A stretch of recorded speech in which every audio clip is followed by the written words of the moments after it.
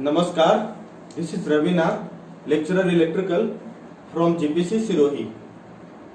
आज हम बात करेंगे सिराज मोटर की। सिराज मोटर एक इंडक्शन मोटर ही है विथ बिल्ट-इन स्लिप रेगुलेटर है। सिराज मोटर का कंस्ट्रक्शन कुछ इस तरह का होगा। सिराज मोटर का ये रोटर है। रोटर का दो पार्ट है। रोटर में रोटर वाइंडिंग को प्राइमरी वाइंडिंग और रोटर में जो दूसरा वाइंडिंग है उसको रेगुलेटिंग वाइंडिंग कहते हैं। ये दोनों रोटर का पार्ट है। प्राइमरी वाइंडिंग को हम बाहर से 3 फेज सप्लाई थ्रू ब्रशेस और स्लिप रिंग, 3 स्लिप रिंग और 3 ब्रशेस के थ्रू प्राइमरी वाइंडिंग को हम सप्लाई दे रहे हैं। रोटर का दूसरा पार्ट है जो रोटर के ही स्लॉट में है, वो है रेगुलेटिंग वाइंडिंग। उसके बाद इसमें डीसी मोटर की तरह कम्यूटेटर है। कम्यूटेटर के साथ ब्रशेस है और ब्रशेस के साथ ये सेकेंडरी वाइंडिंग है। 3 सेकेंडरी वाइंडिंग है। 3 सेकेंडरी वाइंडिंग जो है वो कम्यूटेटर से कनेक्टेड है। तो इस तरह से इसका कंस्ट्रक्शन है। अब हम इसके डिफरेंट वाइंडिंग्स के बारे में पहले बात कर लेते हैं, इसका फिर वर्किंग के बारे में बात कर लेते हैं और उसके बाद इसका स्पीड रेगुलेशन और पावर फैक्टर इंप्रूवमेंट की बात कर लेते हैं। क्योंकि जो इंडक्शन मोटर होता है जनरली उसमें बिना पावर इलेक्ट्रॉनिक डिवाइसेस के हम उसका स्पीड रेगुलेशन इजीली नहीं कर सकते हैं और पावर फैक्टर भी इंडक्शन मोटर का लो रहता है। तो उन दोनों कमियों को, शॉर्टकमिंग्स को ओवरकम करने के लिए इंडस्ट्री में सिराज मोटर का यूज होता है। तो अभी हम इसका कंस्ट्रक्शन और डिटेल में देख लेते हैं। सिराज मोटर एक रोटर फेड ब्रश शिफ्टिंग, इसके ब्रश को शिफ्ट करके स्पीड और पावर फैक्टर को रेगुलेट करा जाता है, सेकेंडरी वाले ब्रशेस को शिफ्ट करके। Brush shifting, commutator, induction motor. Clear? And this arrangement is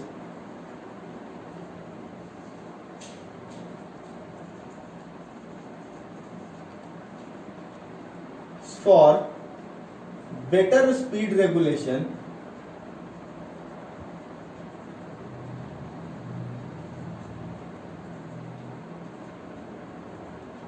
and power factor improvement।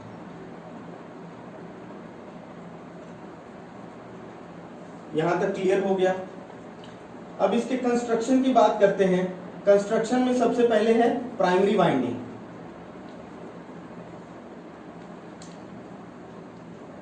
जो कि रोटर का पार्ट है। प्राइमरी वाइंडिंग 3 फेज वाइंडिंग है।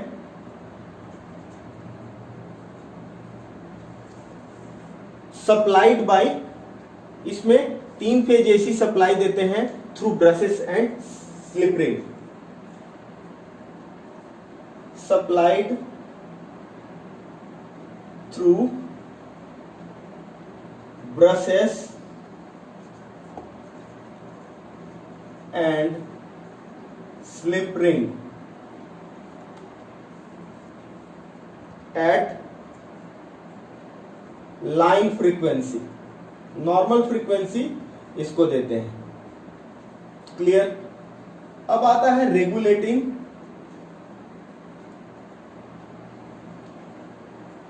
इसको कॉम्पेंसेटिंग वाइंडिंग भी कहते हैं और टर्शियरी वाइंडिंग भी कहते हैं।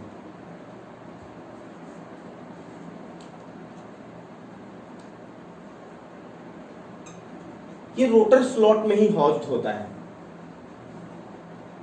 Also housed in upper part of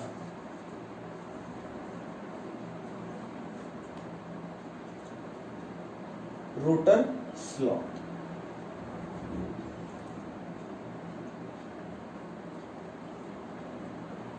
अब इसको ये कनेक्टेड होता है कम्यूटेटर से, उसका कनेक्शन हम दिखाएंगे। ये जो रेगुलेटिंग वाइंडिंग है it is connected to the commutator, commutator से ये कनेक्टेड है। तो वी कैन सी इजीली ये रोटेट हो रहा है रेगुलेटिंग वाइंडिंग, लेकिन जो स्टेटर है वो रोटेट नहीं हो रहा है। तो दिस इज द कनेक्शन, हर एक कम्यूटेटर सेगमेंट कनेक्टेड है।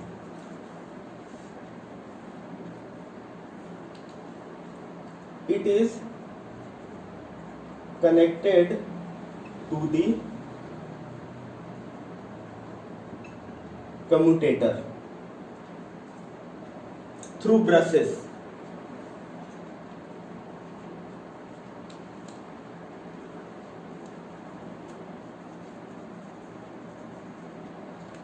ब्रशेस के साथ प्राइमरी वाइंडिंग कनेक्टेड है, लेकिन जो ब्रश है वो 3 पेयर ऑफ ब्रश है। There are 3 pair of brushes, A1 A2,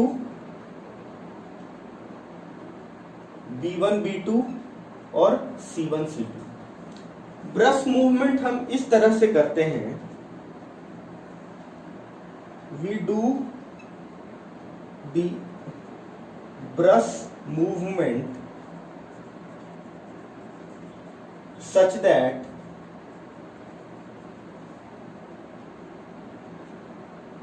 A1 B1 C1 and A2 B2 and C2 are moved together।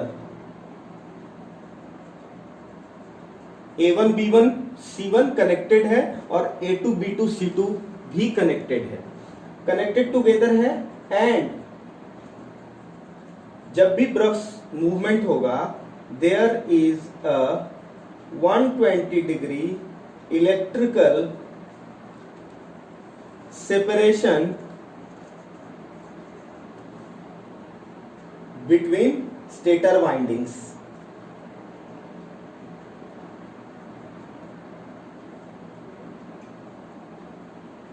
Stator winding को ही सेकेंडरी वाइंडिंग कहते हैं। ये जो स्टेटर वाइंडिंग है दैट इज सेकेंडरी वाइंडिंग। तो इसका कंस्ट्रक्शन क्लियर हो गया। अब इसके वर्किंग की बात करते हैं। अभी हम वर्किंग समझते हैं सिराज मोटर का। तो वर्किंग में primary that is rotor is supplied at line frequency through slip ring and brushes. Supply करा गया उसको। There will be transformer action, क्योंकि रोटर में ही रेगुलेटिंग वाइंडिंग भी है, तो ट्रांसफॉर्मर एक्शन होगा between primary and regulating winding. और रेगुलेटिंग वाइंडिंग में लाइन फ्रीक्वेंसी का ही वोल्टेज इंड्यूस होगा। रेगुलेटिंग वाइंडिंग करता क्या है, it converts the line frequency into slip frequency. वो कैसे करता है वो हम देखेंगे।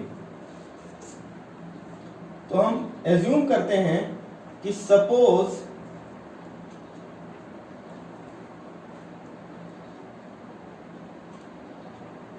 rotor that is primary winding produces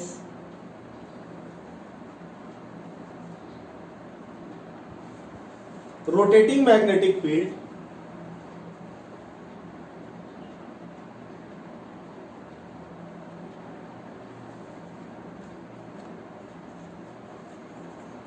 at synchronous speed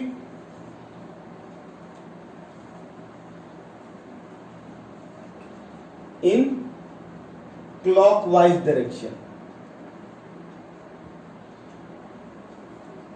और हम एज्यूम करते हैं कि ब्रश पोजीशन जो है, brushes, all the brushes are, all the brush pair are connected to same commutator segment।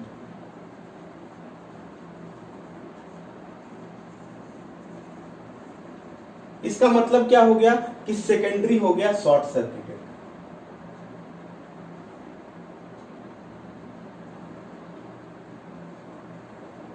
Clear? अब प्राइमरी में हमने 3 फेज सप्लाई दिया जिससे कि क्लॉकवाइज डायरेक्शन में रोटेटिंग मैग्नेटिक फील्ड प्रोड्यूस हुआ। तो ये क्या करेगा,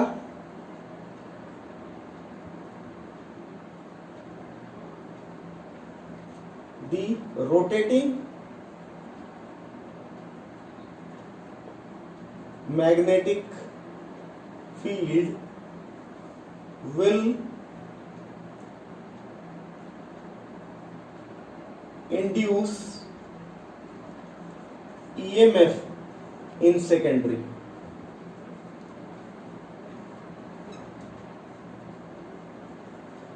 which will cause current into it, current flow into it,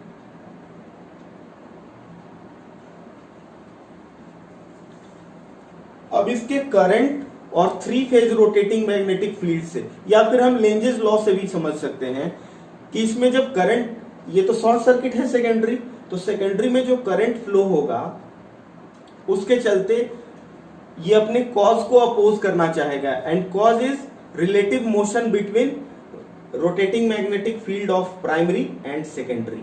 तो रिलेटिव मोशन को कम करने के लिए प्राइमरी पे टॉर्क लगेगा। इसको हम ऐसे भी लिख सकते हैं,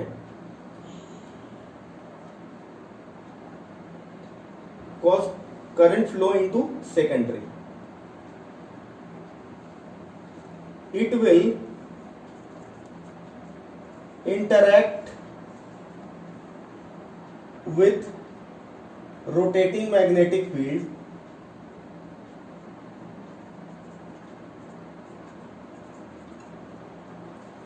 which will produce torque and try to rotate secondary in same direction, that is clockwise direction। लेकिन सेकेंडरी तो स्टैटिक है, रोटेट हो ही नहीं सकता, फिक्स है। तो होगा क्या, secondary being fixed,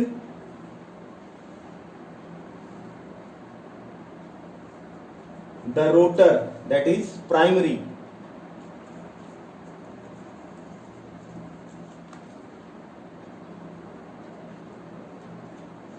will start rotating in counterclockwise direction।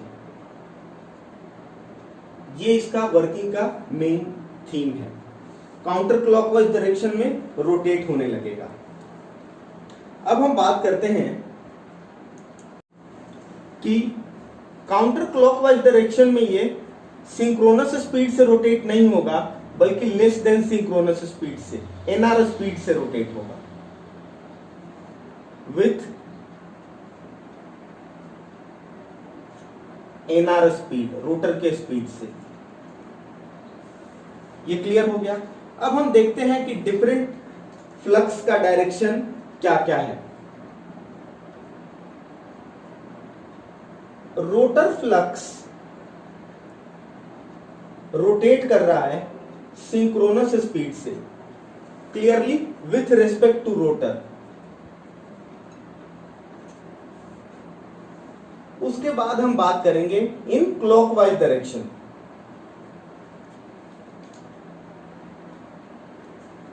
Clear? Rotor is rotating at nr speed with respect to stator। इसका मतलब ये हुआ, therefore rotor flux rotates at ns minus nr with, that is, slip speed।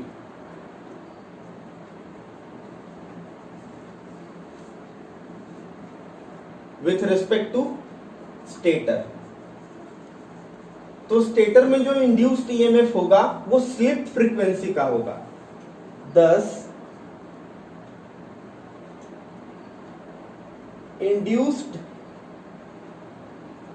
EMF in stator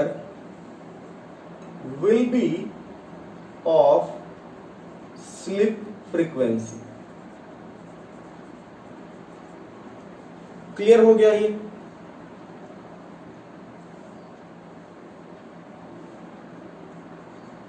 AC supply, commutator इसको क्या करेगा, DC supply में convert कर देगा।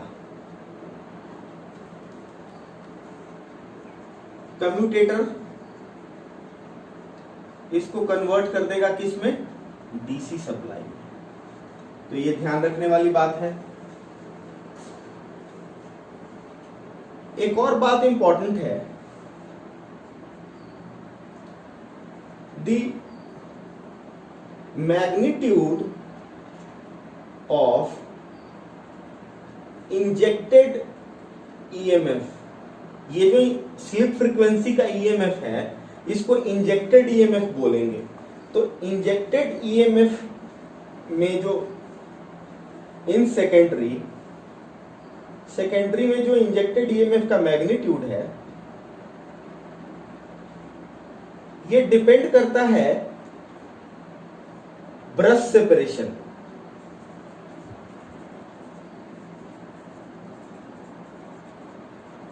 ब्रश सेपरेशन पे।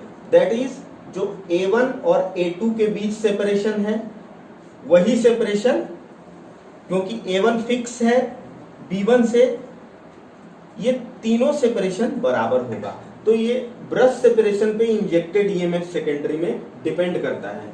इससे हम स्पीड रेगुलेशन कैसे करेंगे वो अभी देखते हैं। सिराज मोटर के स्पीड रेगुलेशन की बात करते हैं। 3 फिगर है ABC। ए की बात कर लेते हैं। ए वाले कनेक्शन में brushes are at same commutator segment है।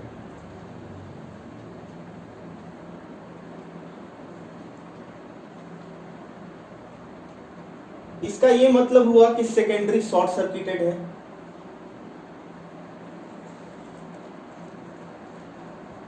और सेकेंडरी तो स्टेटर है।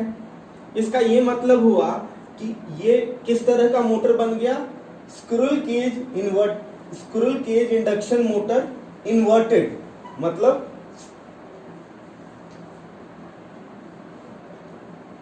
शॉर्ट सर्किटेड रोटर नहीं है, शॉर्ट सर्किटेड स्टेटर है। तो ये इन्वर्टेड SCIM मोटर की तरह हो गया ये। इसमें क्या होगा, इसमें स्लिप होगा पॉजिटिव और स्मॉल स्लिप होगा। तो ये लगभग रोटेट करेगा NS से स्लाइटली कम, सिंक्रोनस स्पीड से कम स्पीड पे रोटेट करेगा। अब हम बात कर लेते हैं दूसरे फिगर की। इसमें क्या हो रहा है कि ब्रशेस आर शिफ्टेड वाइड। इससे होगा क्या कि more voltage will be induced in secondary, but it will be in opposition with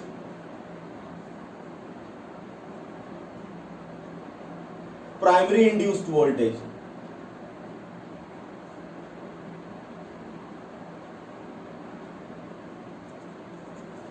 तो स्पीड कितना होगा, स्पीड कम होगा, thus speed will reduce।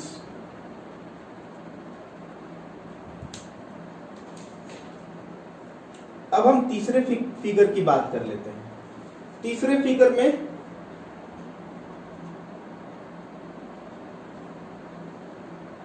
Brushes are reverted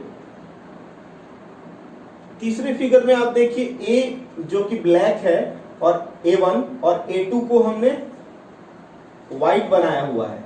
तो अब हम A2 के पोजीशन पे A1 को ले आए और A1 के पोजीशन पे A2 को ले आए, तो इसमें भी मोर वोल्टेज इंड्यूस होगा। More voltage will be induced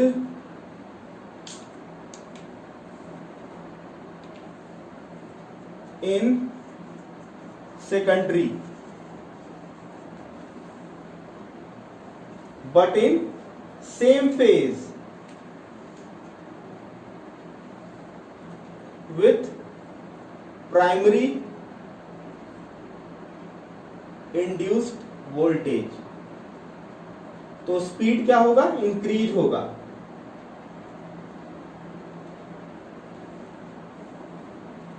और इंक्रीज होके क्या होगा, सुपर सिंक्रोनस स्पीड होगा।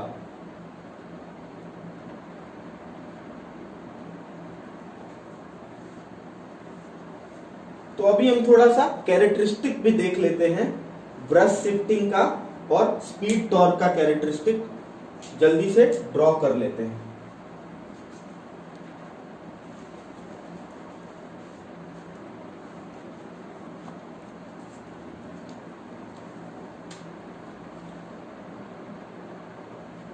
वाई एक्सिस में है स्पीड और इधर है ब्रश शिफ्टिंग का एंगल।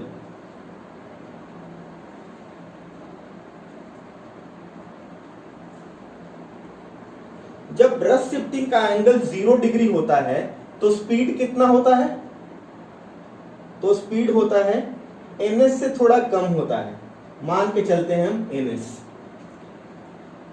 जब ब्रश शिफ्टिंग स्पीड रिवर्टेड होता है 180 डिग्री, हमने माना यहां पे 0 डिग्री और यहां पे -180 degree, this is minus reverted, this is +180 degree. तो +180 डिग्री में जो स्पीड होगा वो काफी कम होगा, फिर सिंक्रोनस स्पीड होगा, फिर सुपर सिंक्रोनस स्पीड होगा।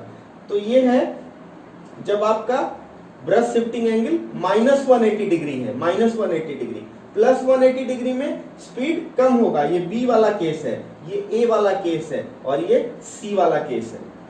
यहां पे जो स्पीड होगा रोटर का NR होगा, NR बराबर कितना होगा, NS इंटू 1 - K होगा। यहां पे स्पीड होगा NR बराबर जय हनुमान ज्ञान गुण turn ratio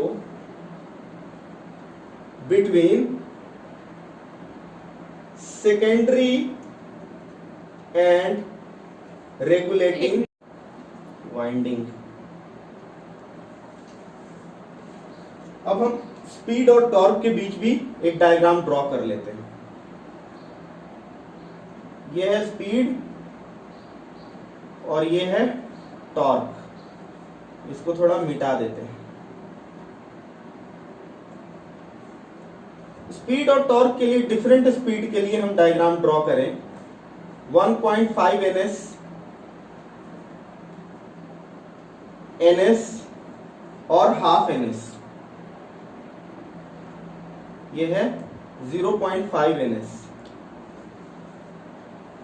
this is torque.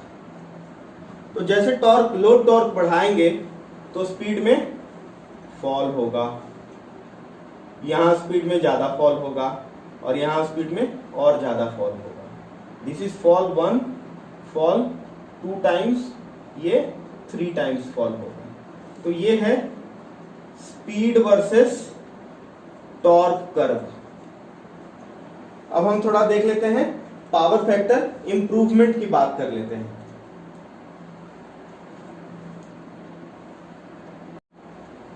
Power factor improvement in Siraj motor. While speed of the motor depends on angular displacement of brushes, 3 position हमने दिखाया था। पावर फैक्टर किस पे डिपेंड करता है, एंगुलर डिस्प्लेसमेंट नहीं, एंगुलर पोजिशनिंग ऑफ ब्रशेस पे depend करता है, एंगुलर पोजिशनिंग पे। Varying the angular positioning of the brushes power factor can be controlled. Power factor कैसे इंप्रूव होता है? क्योंकि quadrature component of EMF is induced in primary induced voltage. इसमें primary में क्वाड्रेचर कंपोनेंट इंड्यूस हो जाता है, जिससे पावर फैक्टर इंप्रूव हो जाता है। अब हम इसके एप्लीकेशन की बात करते हैं, सिराज मोटर के एप्लीकेशन की बात करते हैं। तो सिराज मोटर का यूज वहीं होगा जहां पे स्पीड रेगुलेशन का जरूरत पड़ता है, जैसे कि इलेक्ट्रिक ड्राइव्स में, टेक्सटाइल प्रिंटिंग मिल्स में,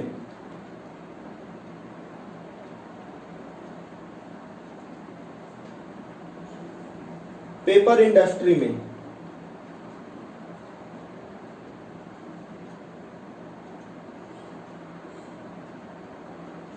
तो विद दिस थैंक यू। हमारा नेक्स्ट टॉपिक होगा स्टेपर मोटर। धन्यवाद।